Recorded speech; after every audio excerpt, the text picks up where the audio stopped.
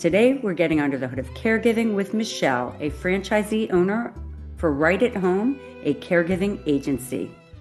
So what has the caregiving journey been like for you? The caregiving journey has been one that was unexpected. I think many of us walk this road of caregiving, and you didn't know when it was going to happen, and it just kind of happens. For me, it happened when my brother was in an accident. I was, oh gosh, 25 at the time, and he had just gotten into his senior year at Purdue University. And from his car accident, he was a diagnosed paraplegic. My brother's accident shifted my life completely. At that time, I was finishing my PhD thinking my purpose was really, to be an educator. But that wasn't it.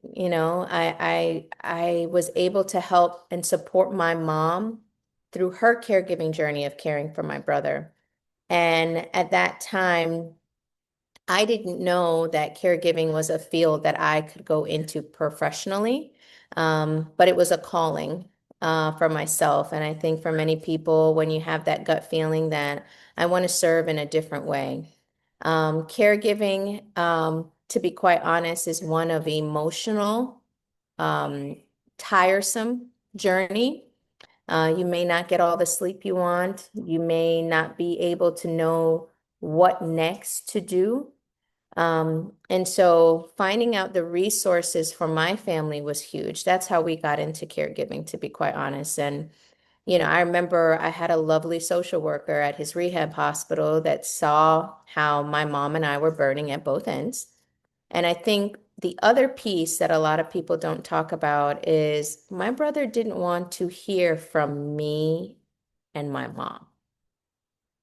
It is great when you have a third party person that can come in with no bias, there's no emotional attachment. They just listen differently. They listen better. It's no different when you have a child and you say, well, let the teacher say this, and they would listen to the teacher and not the mother, right? Or not the father. And so that was something that we witnessed that allowed us to really stay in the role of being sister and mother.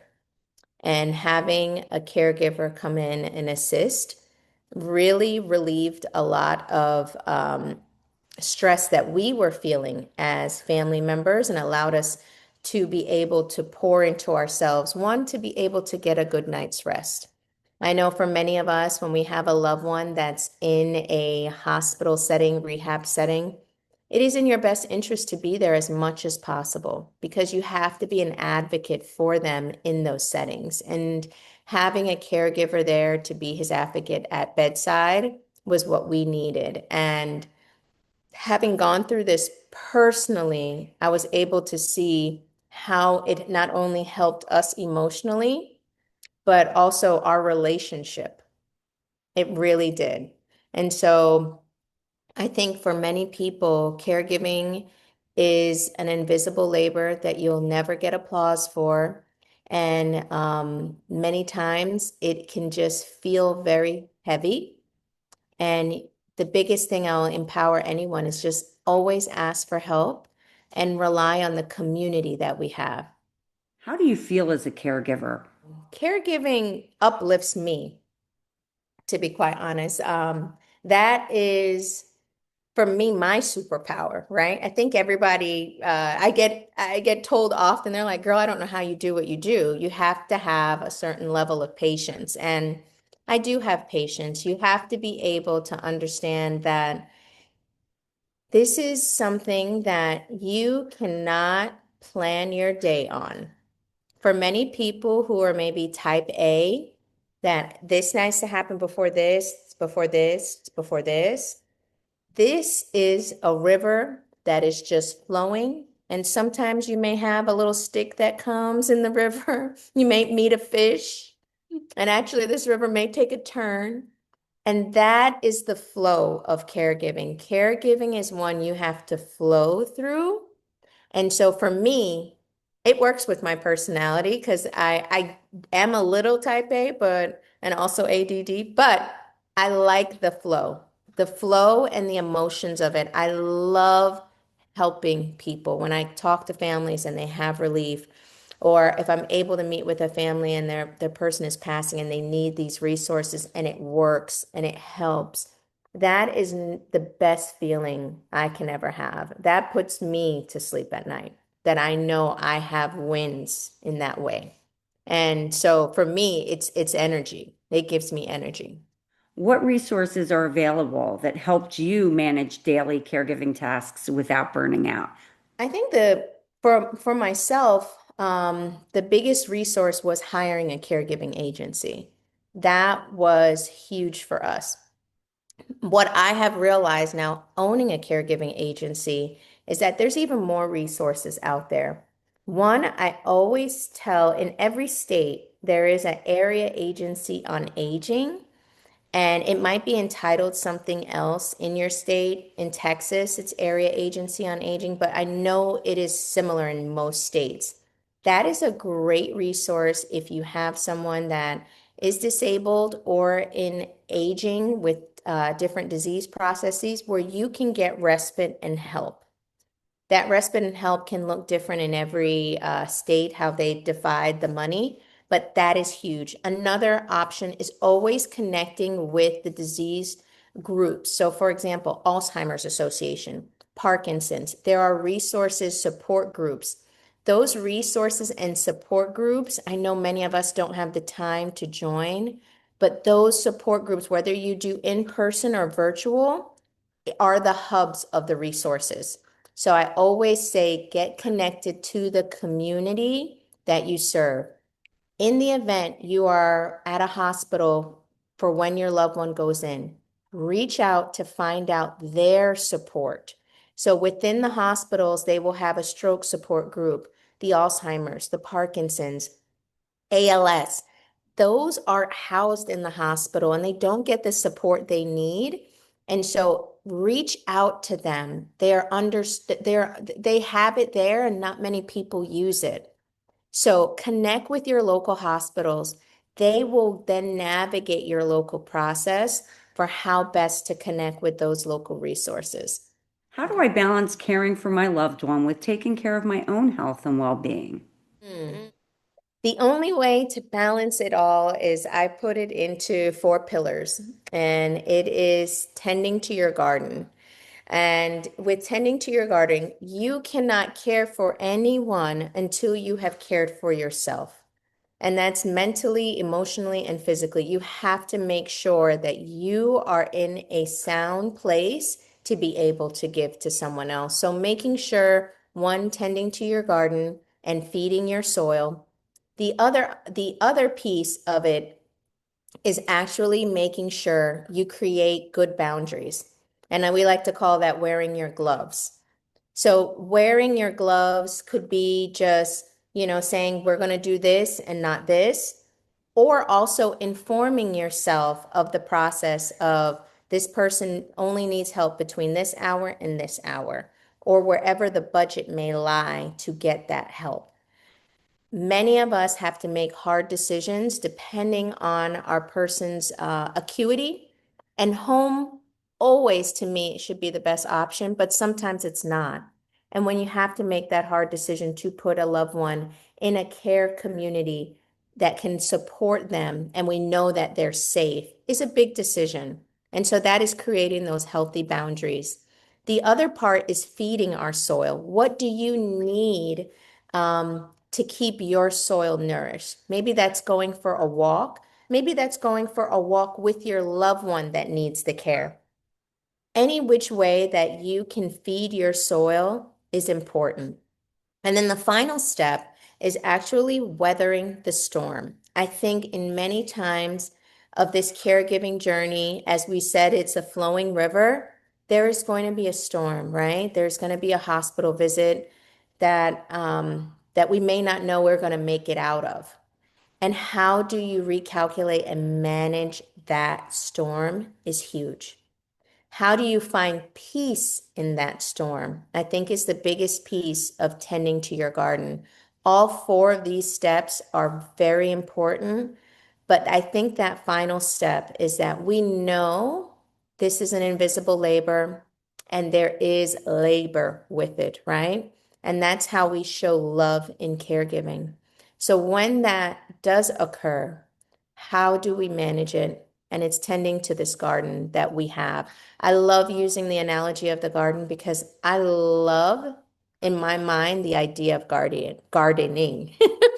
And when I'm gardening, I can bear fruit, right? And so we want to bear fruit from caregiving. And that is that energy I feel when I get a win in caregiving. And then in the way you love for your loved one, when that person is having a good day, that is a win. And so anytime when you're having those days that are might be low and doesn't feel like a win, I think back to those wins. Okay, I'm going to get another one and it's coming up soon. What financial support, insurance coverage, or government benefits can I access for caregiving? I think it depends on your state, and that could be changing. We don't know what that's going to look like. But the first is if you qualify for Medicaid, making sure that you look into the Medicaid programs. They do offer caregiving in various states. In my state of Texas, they do offer it. However, it does not support you in a way that would really give more hours. So you do need to have other resources. Another option is if you are a veteran or a spouse of a veteran. There are veteran benefits. One most specifically is a grant. It's called Veteran Aid and Attendance. If you qualify for that, that is huge. It is a process to get. It takes a couple months, but it's in your best interest the moment you know your loved one is needing assistance with activities of daily living, making sure you see if you qualify for Veterans Aid and Attendance. The other option with the VA is finding a caregiving agency. I'm with Right at Home. We are contracted through the VA, and any Right at Home agency or home care agency contracted through the VA can walk you through the steps of getting benefits for the veteran from the VA hospital, and they assess you on your level of acuity and needs of activity days of living of the hours that you need. That is no out-of-pocket cost. I think the other option that many of us, like many of the listeners, might be caregivers themselves. You can get a long-term care policy. Long-term care policies will pay for this care. It is in your best interest when you're healthy to get these policies so they're at a lower cost, but long-term care policy is the best option. Other than that, there are other resources and nonprofits in the community that will offer caregiving and respite. For example, I'm doing a research program right now in many agencies. I think there's 368 in the US that are participating in this pilot study. It's called The Guide. Every Right at Home I know is doing it. However, if you don't have a Right at Home, there are other agencies, and you can look on CMS's site, and it's called The Guide. The Guide program will be applicable for anyone who has a family or loved one that has cognitive impairment, dementia, or as well as Medicare. If you have traditional Medicare and that diagnosis, you get a free care navigator as well as free respite hours, up to $2,500 benefit every year for the next 7 years. This is a great program. I think, yes, you get some respite hours, but like we're having this conversation, we need to know how to navigate each step. And having a free 24/7 geriatric case manager to navigate that is the biggest benefit. Another benefit could be PACE. Every state, there's not many resources in the state of Texas, but PACE program is in other states, and that does offer respite, as well as connecting with United Way and the disease processes that might be affiliated. Alzheimer's Association will have respite programs. So just connecting with your local community, I think the biggest asset is to get connected. So if you're in your community and you have a loved one that has Parkinson's, get in touch with the Parkinson's Association locally. They are going to be your biggest resource of finding out those resources and the local nonprofits that can also assist. How do I navigate difficult conversations with my loved one about independence, safety, and or end of life care? Ooh, that is a hard one. How do you navigate those questions? I think the biggest thing is having a family meeting. I think the biggest thing you can do for your loved one is to make sure everyone is on the same page. Now, I'm going to be honest, that family meeting can be difficult. And that family meeting may take a little time to have, but that is the biggest piece. Getting everyone on the same page, as well as making sure you have all the legals in place. I think reaching out to an elder law attorney and making sure you have your advance directives, as well as your power of attorney. And that's why I say the family meeting needs to come first, so we know who's the chief of what department. And then going to make sure you get all your legals in order, because that is also very important as we're navigating the next steps in regards to your loved one's care.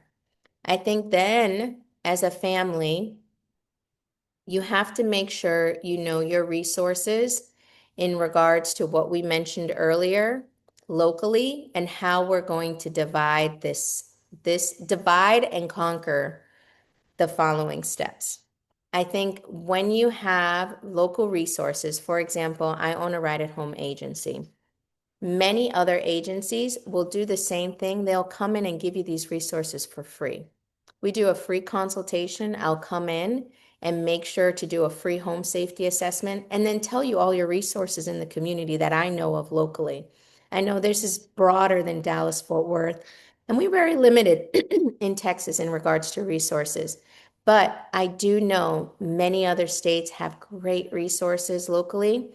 And so when you're navigating this conversation, I think the biggest thing I want to leave with is remember to not tell someone what they're going to do.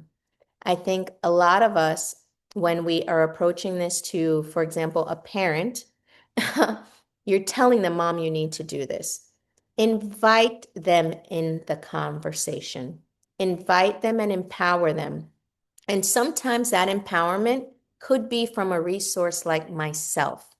So, for example, I always say reach out to a caregiving agency so that expert can tell you and your loved one what the best steps are. That's why we talked about the elder law attorney. Reach out to the elder law attorney. They can then also leverage their expertise. And then I always love to reach out to who people trust, which is their physician. Have a conversation with your physician. I think one of the conversations we don't talk about often is we know our parents are forgetful, but we still have them driving. And taking away the keys can be one of the hardest conversations and the taking away of the biggest independence they have, which is to be able to freely go in their car and drive. Having those conversations with experts outside of yourself is going to help you navigate this conversation. I have been welcomed to many family dinner tables, and I come with my facts. I am able to educate and say, this is what this is going to look like. Because it's not gloom and doom, but it's an opportunity to have a conversation and then to be included of the next steps. And I think when you're able to include them, you will have a better result versus getting rejected and moving backwards from that. That is harder to conquer than being proactive in the conversation. How do I recognize signs that my loved one's condition is changing or worsening? And when should I seek medical help? The biggest thing when we're looking at signs is, have you seen any irregularities in regards to their routines? For example, when they get up, have you seen them slow down? And I think another big thing is their eating habits. Have you seen a loss or plus in weight? I think if you see any of those three things, their routine change or isolation, Many times you may see that they're not going out as much as they were. They're not talking to their friends as much as they were. And then you're also seeing maybe some forgetfulness.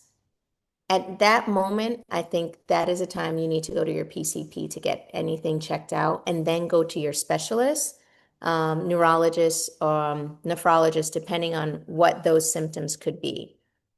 And I think for many of us, when we're having this conversation in regards to caregiving, we're not there, right? So you're at your job and you're just seeing them. And I think we're walking into a time of the holidays. If you have the opportunity, this is your time. I hate to say it like this, but to investigate. Is the truth really the truth? Because when we're caring for someone, especially a senior, they're going to say, baby, all is okay, because they don't want to burden you. The opportunity of truth, if you're not able to be local, is to have a caregiving agency. And they will not like the idea of a caregiver. But what I always say is, what if I got you a personal assistant? This personal assistant can come in the home to just assist with your gardening or assist with things. That is where the truth lies of the routine if they're taking their medications, if there's any cognitive impairment or decline, if there's just social isolation that they need extra company and companionship. I think that those are the key things that we can take going to the next steps of caregiving. What are the best ways to manage medications, treatments, and doctor's appointments effectively? If you're able to, have a care navigator if you can afford it. It is expensive, or if you qualify for the guide program, you can get it for free. However, I think there's actual apps now that exist. If you just put caregiving medication apps, there's a gamut that I can't think of the name right now that you can use. And it will flag all the medications for you when they need to take. But the reality of this, there are many other ways in doing so. I am a big advocate of pill packs. So instead of everyone coming, taking all the pills and putting them outlining in the pill boxes, go to your local pharmacy or even Amazon and get your pills together in pill packs. These are my morning meds. And then if you see an extra pill pack, the next one coming is your lunch. So it's already organized for you. I think that takes out the labor intense of it. If you don't want to do pill packs, there are machines that you can buy. I think to me, they're more complex than the pill pack, but you can actually put all the medication in there, set the times, and it will dispense it when needed. But I'm a big fan of the pill packs. You will get your morning, your evening. So that's just me. In addition to that, let's say you didn't want to do that. You can hire agencies that will come and do the med boxes for you and pre-plan it. But I think the biggest thing, even if you have your medications organized, are they even taking it? This is where a company like myself, right at home, we come and just make sure that you take. It's a med reminder, and we make sure that we actually see that you take it. I think we take for granted sometimes that mom is going to remember, oh yeah, I need to take that. Or I got distracted and watching TV or fell asleep on the couch. We all just need a reminder. And I think med reminders with someone coming into the home is a great benefit. There's also the use of just technology. There are a lot of apps currently out there there's actually one that's similar to Amazon. You can Google it. It does a little pop-up and you can communicate. Actually, it has a penguin logo. And you can communicate with it, and it will remind your loved one to log into this app if they're savvy enough. And it will say, hey, you haven't taken your meds. And it will do a plus or minus with them, or a thumbs up to say, oh, yeah, they've taken their meds. But I honestly will always say the truth is always in data. So if you have a loved one that will wear technology, do so. It could be the life alert button. We have one through Right at Home called Paxana. And then that actually is a bracelet. It monitors you in your sleep so you know when they get up in the morning, you know if they stayed in bed, and it also manages how fast they're moving, their gait, and when they're slower or faster. And that is what you can watch as a caregiver for your parent to say, okay, I noticed mom stayed in bed all day. Why is that? For those that won't wear technology, because I know someone's like, I don't like this bracelet. I'm not wearing it. We don't have the data. There is non-wearable technology that is actually pads that you can put in the bed, and it will track every time they get up and how long they stay in bed and when they touch the mat in their bathroom, as well as in their favorite chair and how long they sit there for. That is data. I think at the end of the day, the data tells it all, and it tells it all for your physician, and it tells you what you need to do next, whether that is hiring a caregiving agency or just starting the conversation with your parent. Where can I find emotional support or community for caregivers? You know, the best place is Eventbrite. I have seen if you just go on Eventbrite and put caregiving support groups, there are tons available in your local community that you can go in person or virtual. And then I would also seek caregiving resources that are relevant to the disease or the issue that you are facing. I'm a big proponent of Alzheimer's Association. There's so many local chapters and great resources locally, and they're virtual and in person. I think they're underutilized and they're out there. I host some. And so if you check my website and you're in my local market, you can go to those, as well as just going to your local resources. I will say it again, go to your hospital. Your hospital will have all those resources as well of stroke support group, caregiver support group. Caregivers need to be supported, and you won't know your resources and you won't know how to navigate this without support. So I think that's the biggest tool that you can have. How do I deal with family dynamics like sharing responsibilities, disagreements, or lack of support? Oh, that is a hard one. That is the hardest question.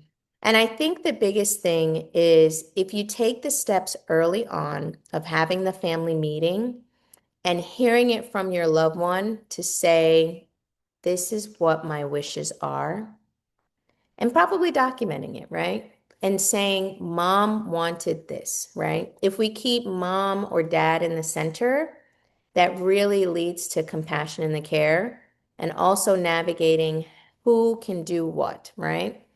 I think it's very hard. I see it very often in the sense that you live in Wisconsin, mom lives in Wisconsin.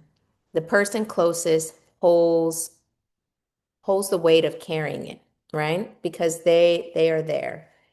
And then how do you get support from the family members that are in New York and in California? And how do you communicate what your needs are?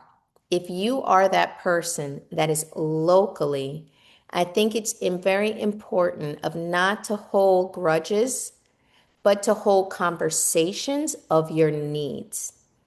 And I say that because I witness it very often where that person is delegating, but coming up with nothing, right? They're not getting the support they need. If you find yourself in those situations, caregiving support groups. And I think communication is always the key. So, for example, you go to a care community support group, and now you find out these new resources that are going to be able to help you.